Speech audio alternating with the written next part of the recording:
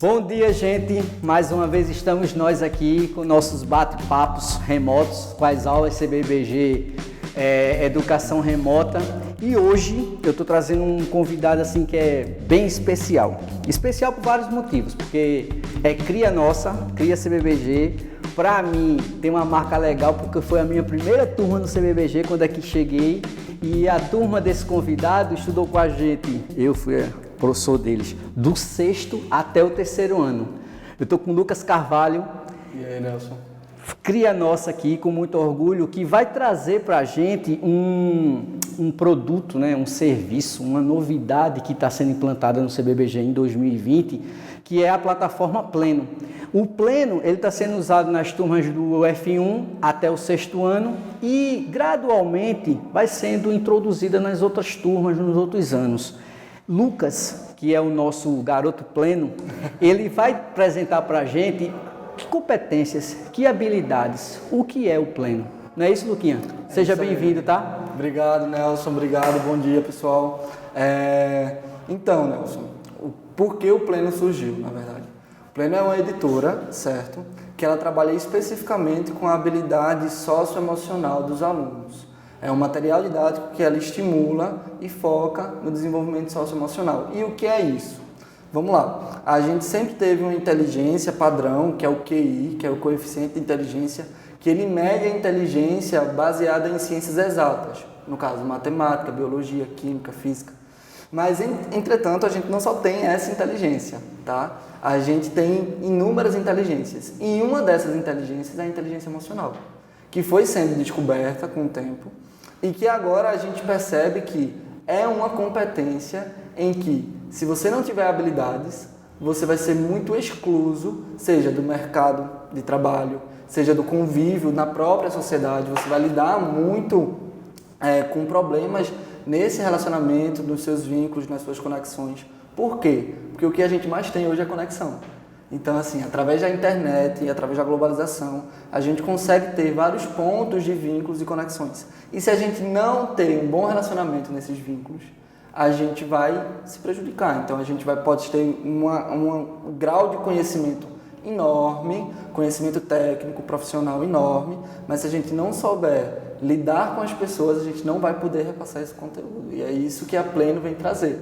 Ela vem trazer um mecanismo, uma ferramenta, para que possibilite que o aluno tenha essa ferramenta ao seu dispor, consiga desenvolver de toda a sua carreira acadêmica, escolar, um desenvolvimento que ela consiga se comportar, consiga se entender, consiga entender o próximo e ter esse vínculo muito mais fundamentado. Lucas, feito toda essa apresentação, que já foi show de bola, já deu para entender um bocado do Pleno. Legal. Traz para a gente quais as habilidades e competências específicas que o Pleno aborda. Então, Nelson, a Pleno ela trabalha, e toda inteligência emocional, ela trabalha com 4 pilares básicos, que é autoconhecimento, autogestão, empatia e gestão de relacionamentos. Todos os pilares são bem extensos, tá? Dentro desses 4 pilares a gente tem 12 competências, então é algo bem profundo. Mas a gente poderia falar hoje de um especificamente, que é o autoconhecimento, que aí eu acho que a galera realmente que está aí no 2º ano, 3º ano do ensino médio, eu acho que é uma das ferramentas boas para tomada de decisão agora para o futuro, pós-escola. Acho que a gente poderia começar por aí. Então vamos embora. Então, massa. Então vamos lá. Primeiro, eu gostaria de falar que autoconhecimento é um processo. Então, não é algo específico, factual, assim, naquele ponto eu consegui me conhecer. Não. Autoconhecimento é um processo diário. E a gente precisa sempre entender que a gente precisa se conhecer do hoje. Quem é Lucas hoje? Mesmo entendendo que o Lucas de amanhã vai ser diferente, tá? Mas eu preciso entender o que é que eu sou hoje, quais são os meus critérios, qual é a minha personalidade, no que é que eu acredito e qual é o meu propósito, tá? Então, entendendo isso, que é um processo, a gente começa a ter a possibilidade de se conhecer, porque senão a gente não coloca peso nesse processo, que é um processo diário e é um processo árduo, né? Normalmente eu acho que quando a gente se olha no espelho é que a gente realmente vê como é que a gente está. E autoconhecimento é isso, só que é da parte interna.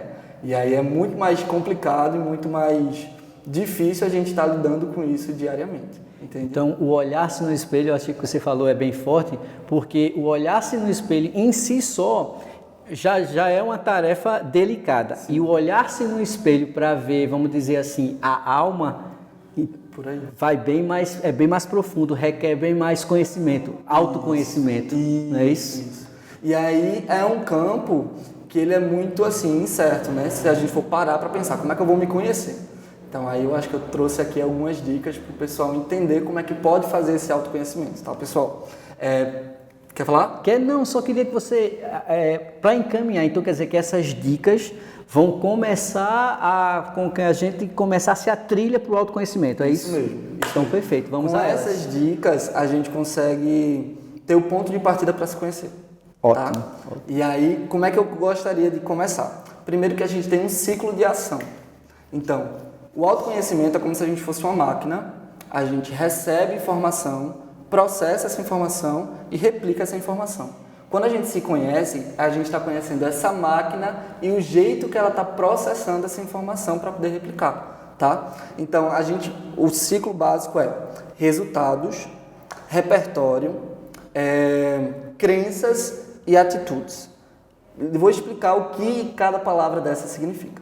Primeiro, resultados. Os resultados são as observações que a gente faz diariamente das atitudes dos outros, tá? O ser humano, ele sempre pega um ponto de referência para se basear. A gente sempre tem esse critério. Por isso que a gente sempre diz, o melhor jeito de ensinar é sendo exemplo para as pessoas. Por quê? Todo ser humano, ele olha e observa as atitudes dos outros. E essa observação, ela vem para um repertório, que é a segunda palavra. Que repertório é uma interpretação. Observação e interpretação são duas coisas bem diferentes. A interpretação, ela já começa a trazer traços da personalidade da pessoa. Por exemplo, eu e você, a gente viu uma atitude de um colega da gente e não necessariamente a atitude, ela para mim e para você é a mesma. A gente observou a mesma atitude, mas a interpretação ela é diferente, porque aí eu vou levar em consideração requisitos, critérios que você talvez não leve em consideração e vice-versa, tá? Depois disso, a gente fomenta algumas verdades, aquelas verdades bem fundamentadas na gente. Aquilo que a gente fala e não muda, tá? Lógico, isso são as crenças, tá? Então, vamos lá. A gente observa, interpreta, depois dessa interpretação a gente gera uma verdade na nossa mente, que é a nossa opinião sobre aquilo. Não é mais a interpretação, a gente já levou isso como positivo ou negativo, tá? E aí a gente começa a agir. Deu para entender? Deu sim, tá. Sim. Observei, interpretei, analisei internamente, tomei aquilo por verdade ou não, seja positivo ou negativo, e aí é quando eu começo a agir a partir daquele ponto de referência, tá? Lucas, na questão do autoconhecimento, eu também começo a identificar que, de repente, a minha verdade não é a tua verdade? Sim, completamente. O repertório está muito ligado com a tua criação. Eu falo repertório e roteiro, eu utilizo essas duas palavras para falar da gente. Quando a gente vai ver um filme, o diretor ele preparou todo um roteiro, e esse roteiro ele dá a identidade daquele personagem, certo? Cada um tem um roteiro. A gente teve vários diretores, seja nosso pai, nossa mãe, nossos professores, nossos mestres que a gente tem como ponto de referência na vida. E aí o que acontece? Esse roteiro vai sendo formado. E esse roteiro ele vai identificar muito como a gente interpreta, entendeu? Toda a observação do mundo da gente. Todo mundo observa o mesmo mundo, a gente está todo mundo no mesmo planeta Terra. Mas a gente tem interpretações diferentes. Essas interpretações diferentes são devidas ao nosso repertório, ao nosso roteiro. Entendeu? E assim, aí vem uma curiosidade. Manda. Eu recebi um roteiro. Certo. Estou montando um roteiro. Certo. Ele pode ser alterado no decorrer do processo? Pode. A gente não é só animal, a gente é racional também. E é por isso que a inteligência emocional é tão necessária. Porque tem gente que nem sabe da existência desse roteiro. Perfeito. Vai vivendo, sabe? Vai vivendo, não entende as influências que foram levadas na sua criação, na sua formação. E aí, sabe aquele negócio de quanto mais velho, mais difícil de mudar? Na verdade, não é isso. Na verdade, é a ignorância, independentemente da idade, ela impossibilita você de mudar. E ignorância é falta de conhecimento. Eu falo sobre isso. Então, é por isso que a inteligência emocional é tão importante dentro da escola. Pelo esse primeiro os tópicos que tu já levantasse assim, já abre para a gente um leque de alternativas e assim, visões para um futuro próximo bem mais, vamos dizer assim, bem mais equilibrado, emocionalmente falando. Isso. Exatamente. Hoje a gente não tem esse equilíbrio emocional na nossa sociedade. A gente vive de extremos. E o que a sociedade e o que a inteligência socioemocional ela vem trazer é o equilíbrio. É você ponderar. É a técnica do PROR, que eu vou trazer mais na frente.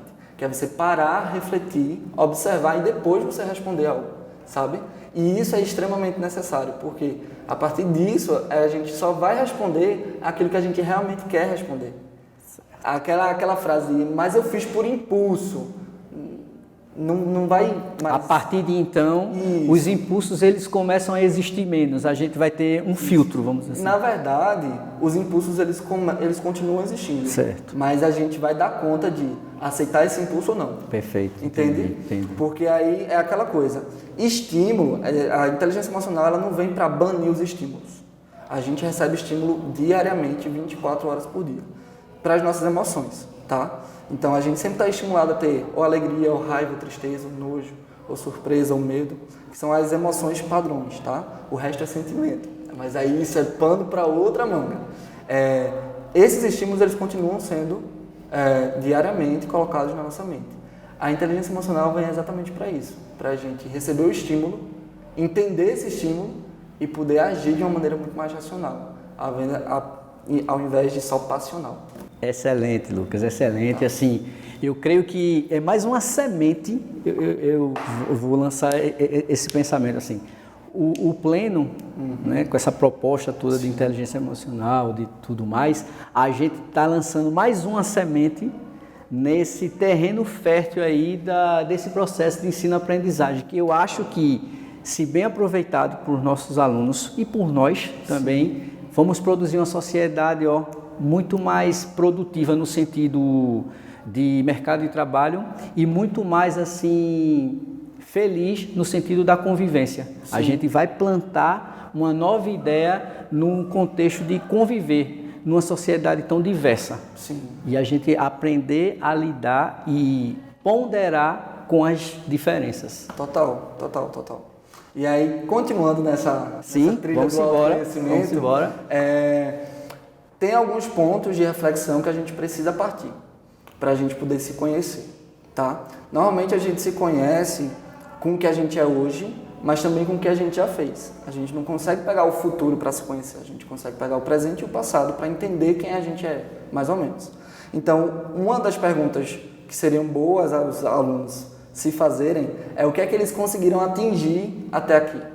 Quais foram, o que é que ele conseguiu obter? Quais foram as suas conquistas? Sim, o que é que ele conseguiu conquistar até aqui? Foi o quê? Notas boas, bons relacionamentos, bons vínculos, um vínculo familiar legal, uma ideologia de vida legal. Qual foi a conquista desse aluno? Por quê? Quando a gente percebe as nossas conquistas, a gente também começa a perceber um pouquinho das nossas paixões, tá? Isso não é via de regra, tá? Não é 100% isso. Mas, normalmente, as nossas conquistas, aquilo que a gente considera como conquista, está muito relacionado com o que a gente gosta de fazer, com o que a gente tem paixão em fazer, sabe? E aí, às vezes, a gente só fica, eita, eu já consegui fazer isso, mas você não para analisar por que eu consegui fazer isso, sabe? É porque eu gosto de fazer isso ou não? E aí, a partir dessa reflexão, a gente começa a entender mais ou menos como é que a gente se comporta nesse grupo, tá? Quer falar? Não, estou só assim já vislumbrando um monte de coisa assim que bate muito com o que você está falando. Isso. É muito por aí. Perfeito. Dentro da escola, a gente tem a base que é a interação social e o aluno absorver o conhecimento técnico, seja de todas as matérias. E aí, nisso, a gente pode ter diversos estilos e personalidades diferentes dentro de uma sala de aula. E aí o aluno pode colocar disso assim, minha conquista é eu conseguir me dar bem com todo mundo. E outro aluno pode dizer, minha conquista é nunca ter ficado em recuperação. E tá tudo bem, os dois têm paixões diferentes e ele já consegue diagnosticar esse tipo de paixão. E isso é uma paixão. Deixa eu só pontuar uma coisa, Lucas. Especificamente, o nosso papo aqui, quando a gente fala em conquistas, a gente está lidando apenas com o campo emocional, ou eu posso listar conquistas materiais também? Materiais. A aprovação no final do bimestre ou no final do ano é uma conquista.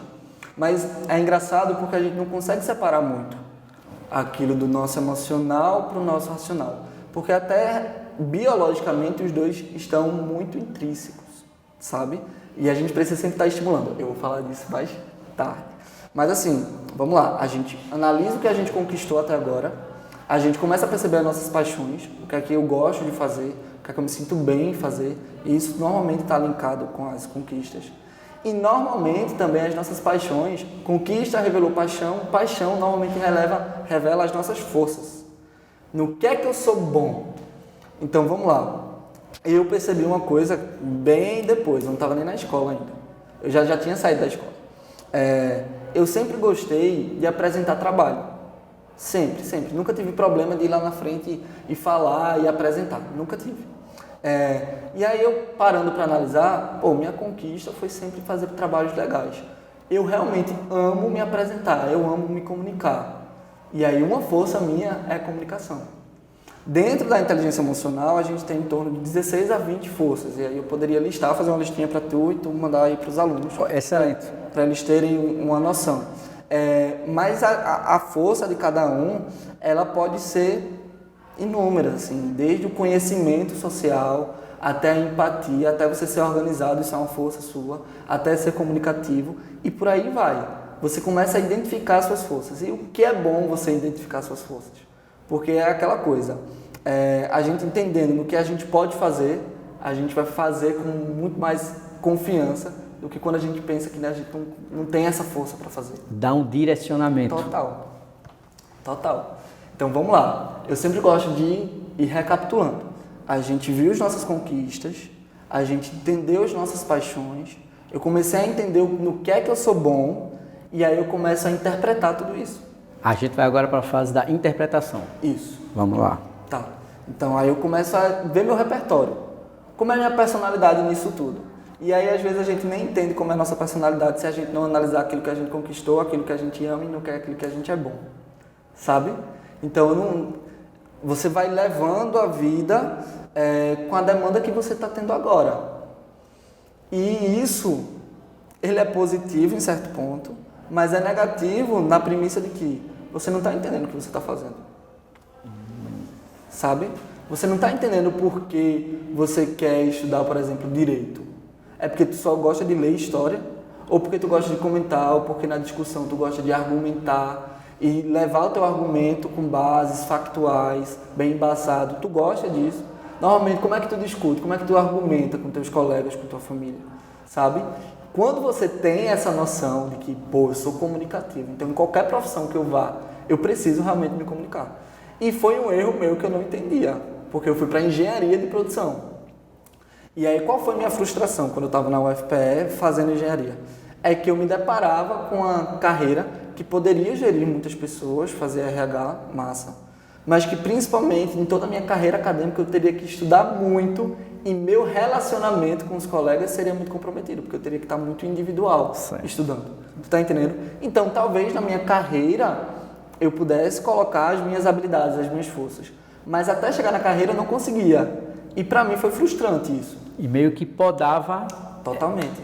Esse talento, vamos dizer Totalmente. assim. Se eu tenho muito mais facilidade para estar aqui contigo, comunicando, e meu aprendizado é assim, como é que eu vou partir para um processo de aprendizado muito individualista? Certo. Vai ser muito complicado. E aí, assim, eu acho engenharia um ótimo curso. Hoje, talvez eu não tivesse trancado, mas eu não me arrependo, sabe? Entendendo que eu sou comunicativo, porque eu tranquei, eu nem entendia que eu era comunicativo. Eu só sabia que eu precisava me relacionar com mais gente do que com máquina. Isso eu entendia.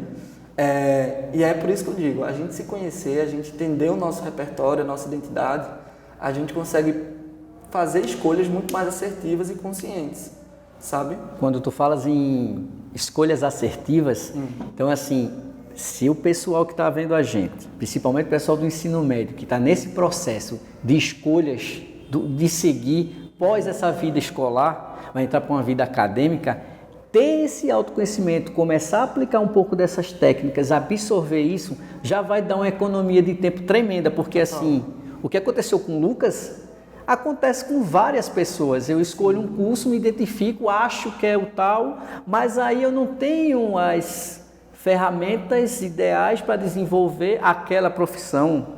E aí eu consigo, me direcionar e já vou ganhar tanto tempo, né, Lucas? Total. E assim, uma coisa aí para o terceiro ano especificamente.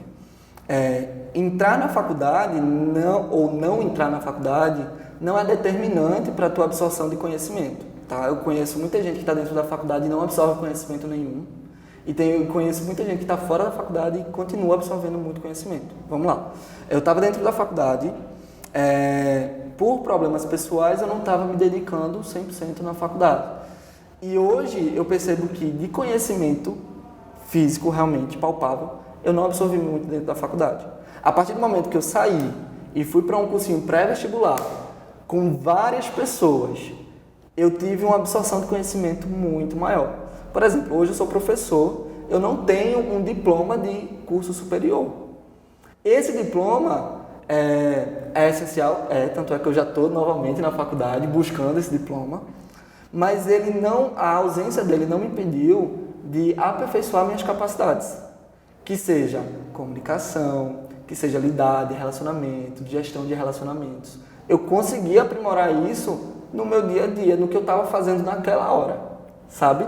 E aí, meus amigos, tem gente já fazendo mestrado, doutorado, e tudo bem, eles estão no tempo dele, eu estou no meu. Sim, claro. E eu não parei de crescer, sabe? E aí eu gostaria de falar isso para a galera, principalmente no terceiro ano, principalmente com esse ano tão incerto, né, com essa pandemia, é que o conhecimento e o aperfeiçoamento das suas habilidades não depende necessariamente da instituição que você está. Depende do seu ponto de partida, é uma escolha tua, sabe? Então escolha sempre estar se aperfeiçoando e melhorando suas habilidades, independentemente do que aconteça. Essa tua fala foi fundamental nesse sentido, porque a gente sente no nosso alunado, ano após ano, vivendo isso com os concluintes, sim, essa ansiedade como se fosse assim uma obrigação em chegar no terceiro ano, sim, já sabendo que vai cursar, já sabendo que vai estudar, já sabendo que profissão vai exercer, quando está tudo ainda muito em ebulição. Total. Falta justamente esse filtro, o autoconhecer-se para saber, e a partir daqui, que caminho seguir? Isso. Então eu acho que esse papo, essas dicas vão fazer e vão levar à reflexão aqueles mais sensíveis, claro, que sim, sentirem a necessidade do autoconhecimento. Exatamente. Eu poderia falar mais exemplos sobre mim, mas vamos se ater aqui Lucas, no conteúdo. Okay. Então vamos lá, a gente conseguiu já ver o que a gente atingiu, as nossas paixões, as nossas forças, conseguimos interpretar isso, ver o nosso repertório. E aí agora a gente vai identificar quais são os nossos pontos de referência.